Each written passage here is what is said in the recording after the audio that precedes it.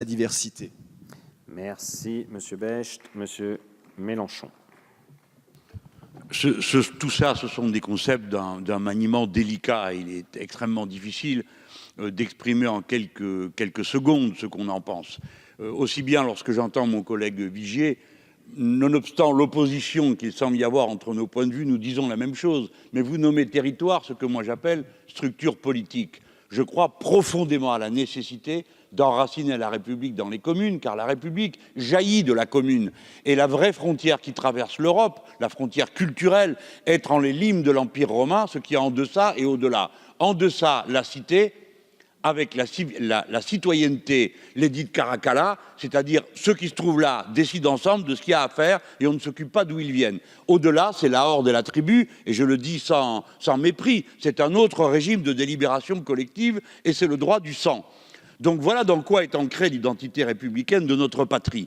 Moi, je ne nie pas qu'il y ait des différences culturelles qui fondent des communautés ou des groupes, parce qu'entre groupes et communautés, il y a une différence entre l'en-soi et le pour-soi. Et les communautés ne sont pas forcément au même endroit.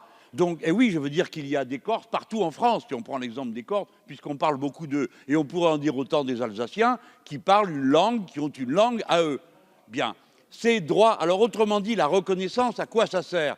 La politique n'est pas destinée à faire une psychanalyse collective. La reconnaissance, ça signifie des droits. Ça n'existe pas en dehors des droits. Or, pour ce qui concerne les langues, puisque c'est là-dessus que vous avez voulu établir un peuple, tandis que moi je parlais de frontières politiques, si vous parlez des langues, elles sont reconnues par la charte des langues régionales, nonobstant son origine plus que douteuse. Mais en attendant, seuls 2 articles, et seulement 2 ont été rejetés par notre Conseil constitutionnel, au nom du fait qu'on ne pouvait pas arguer du fait que quelqu'un, au nom de sa langue, ait des droits différents de celui d'à côté. Et pour nous, les héritiers du mouvement ouvrier, il était extrêmement important qu'on n'accepte pas qu'un contrat de travail puisse être négocié dans une langue qui ne serait pas celle de tous les citoyens du même pays. C'est l'unique raison pour laquelle nous sommes posés à ce point précis et à aucun autre. Oui, mais ça, c'est une histoire et un débat qui durera. Vous devez admettre qu'il existe un point de vue jacobin et universaliste. Et ce point de vue, ce n'est pas celui de la guillotine ou de l'uniformité, comme on le fait trop souvent. C'est celui de l'universalité. Nous croyons d'abord et primo et avant tout à l'universalité humaine. Merci, Monsieur Mélenchon. La parole est